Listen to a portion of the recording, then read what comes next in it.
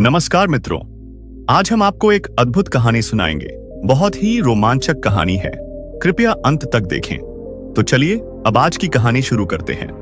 प्राचीन काल में स्वयंभू मनु के पुत्र राजा उत्तानपाद का राज्य अत्यंत समृद्ध था। राजा न्यायप्रिय, धर्मनिष्ठ और प्रजा के प्रिय शासक थे। उनके दो रानियां थीं। पहली रानी का नाम सुनीति था, जो सरल, धर्मपरायण और पतिव्रता नारी थी। दूसरी रानी का नाम सुरुचि था, जो अत्यंत रूपवती परंतु अभिमानी और ईर्ष्यालु थी। सुनीति से राजा को ध्रुव नामक पुत्र प्राप्त हुआ। सुरुचि से उत्तम नामक पुत्र हुआ। राजा का मन सुरुचि की ओर अधिक आकर्षित था। सुरुचि की सुंदरता और चंचल स्वभाव ने राजा को इस प्रकार बांध लिया कि वह सुनीति और ध्रुव से दूरी बनाए रखने लगे। बालक ध्रुव अपनी मां सुनीति के साथ प्रेम पूर्वक रहता था। मां अपने पुत्र को सदैव धर्म और भक्ति की शिक्षा देती। एक दिन 5 वर्ष का ध्रुव राजमहल के प्रांगण में खेल रहा था। उसने देखा कि उसका छोटा भाई उत्तम राजा उत्तानपाद की गोद में बैठा है और राजा उसे प्रेम से दुलार रहे हैं। ध्रुव के बाल मन में भी पिता के स्नेह पाने की लालसा जागी। वह दौड़ता हुआ सिंहासन पर चढ़ा और पिता की गोद में बैठने का प्रयत्न करने लगा, परंतु तभी सुरुचि की दृष्टि उस पर पड़ी। सुरुचि ने कठोर स्वर में कहा, ध्रुव, यह स्थान तुम्हारे लिए नहीं है। इस सिंहासन पर बैठने का अधिकार केवल मेरे पुत्र उत्तम को है। यदि तुम राज सिंहासन चाहते हो तो पहले भगवान का कठोर तप कर उन्हें प्रसन्न करो, तभी मेरे गर्भ से जन्म लेने का वरदान पाकर तुम्हें यह स्थान मिल सकता है। अभी तुम्हारा यहां बैठना अधर्म है। यह सुनकर 5 वर्ष का ध्रुव स्तब्ध रह गया। पिता उत्तानपाद मौन रहे। उन्होंने पुत्र की ओर प्रेम से हाथ भी नहीं बढ़ाया। यह ध्रुव के कोमल हृदय पर गहरा आघात था। ध्रुव रोते रोते अपनी मां सुनीति के पास पहुंचा और सारी घटना सुनाई।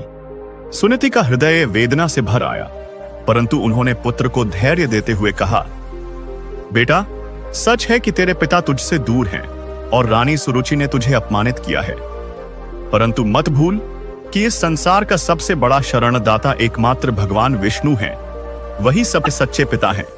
यदि तू सचमुच ऐसा राज्य और स्थान चाहता है जो कोई छीन न सके, तो विष्णु की शरण जा, उन्हीं का ध्यान कर। उनका आशीर्वाद ही अमर है।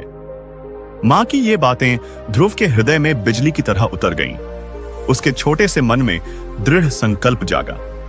उसने निश्चय किया कि वह भगवान विष्णु को पाने के लिए तपस्या करेगा। ध्रुव अपने निश्चय के साथ जंगल की ओर बढ़ा। उसके निष्कपट मन को देखकर देवर्षि नारद वहां प्रकट हुए। नारद ने स्नेहपूर्वक पूछा, पुत्र, तू इतना छोटा है, यह कठोर तप तुझसे कैसे होगा? जंगल में जंगली पशु हैं, भयंकर सर्दी गर्मी है। लौट चल और धैर्य रख, समय आने पर सब कुछ तुझे प्राप्त होगा। परंतु ध्रुव ने बालपन में ही अड़िग उत्तर दिया, गुरुदेव, मेरे हृदय को गहरा आघात पहुंचा है। मैं केवल उस स्थान को चाहता हूं जो कभी छिने नहीं। यदि भगवान ही सच्चे शरणदाता हैं, तो मैं उनकी शरण लेकर ही रहूंगा। ध्रुव की अडिगता देख नारद प्रसन्न हुए। उन्होंने ध्रुव को भगवान विष्णु का एयुएम नमो भगवते वासुदेवाय मंत्र प्रदान किया और तपस्या की विधि समझाई। ध्रुव अब मतंग वन मधुवन में पहुंचे, जहां उन्होंने तपस्या आरंभ की। पहले महीने में वे केवल फल खाते और भगवान का ध्यान करते। दूसरे महीने में केवल पत्तों पर आश्रित हुए। तीसरे महीने में घास और सूखे पत्ते मात्र ग्रहण किए। चौथे महीने से वे केवल पानी पीकर जीते रहे। 5वें महीने में उन्होंने अन्न जल सब छोड़ दिया और केवल प्राणवायु पर निर्भर हो गए। 5 वर्ष का यह बालक, जो अब भी खेलने कूदने की अवस्था में था, कठोर तप में लीन हो गया। उसके हृदय में केवल भगवान विष्णु का ध्यान था। ध्रुव की तपस्या इतनी प्रखर थी कि तीनों लोग प्रभावित हो उठे। देवता भयभीत होकर भगवान विष्णु की शरण में गए। प्रभो, यह बालक अपनी तपस्या से संपूर्ण ब्रह्मांड को हिला रहा है। कृपा करके इसे दर्शन दें और शांत करें।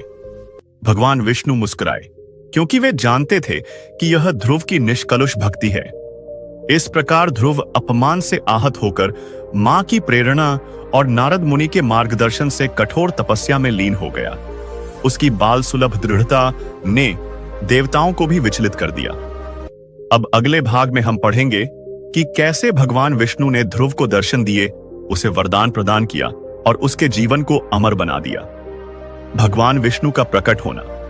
6 माह की तपस्या के बाद ध्रुव का ध्यान इतना गहरा हो गया कि उसने प्राण वायु भी रोक ली। समस्त जगत असंतुलित होने लगा।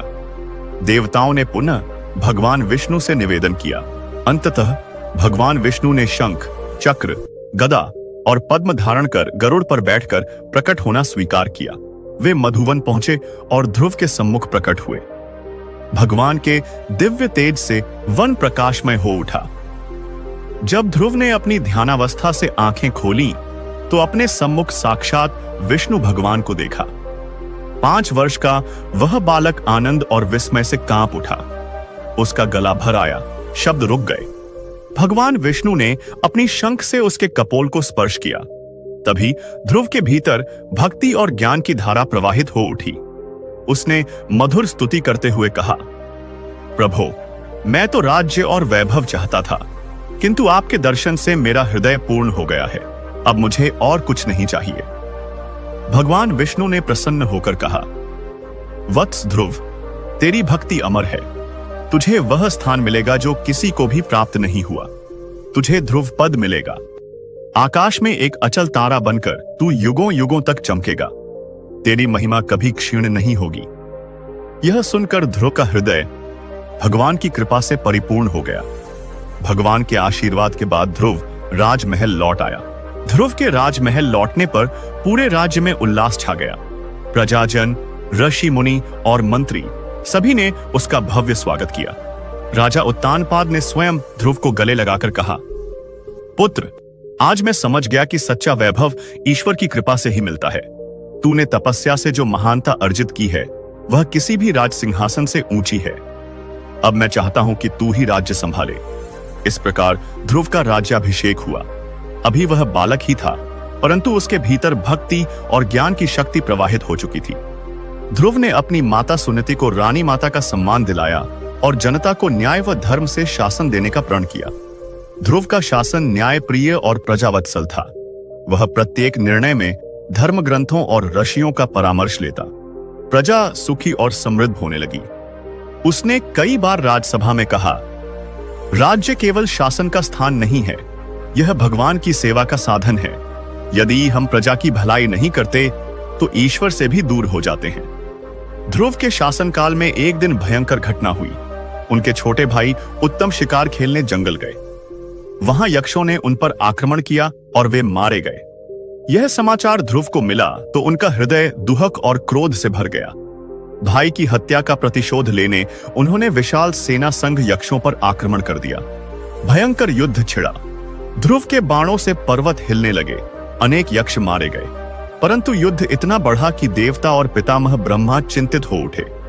ब्रह्मा ने स्वयं ध्रुव को संदेश भेजा, वत्स ध्रुव, धर्म का मार्ग केवल प्रतिशोध नहीं है। यक्षों ने तेरा अपमान किया, परंतु सबको नष्ट करना उचित नहीं। क्रोध से नहीं, धर्म से शांति मिलती है। ध्रुव ने शस्त्र रख दिए और युद्ध रोक दिया। उन्होंने समझ लिया कि सच्ची शक्ति संयम और क्षमा में है। राज्य संचालन के साथ ध्रुव ने कई बार यज्ञ और तप किए।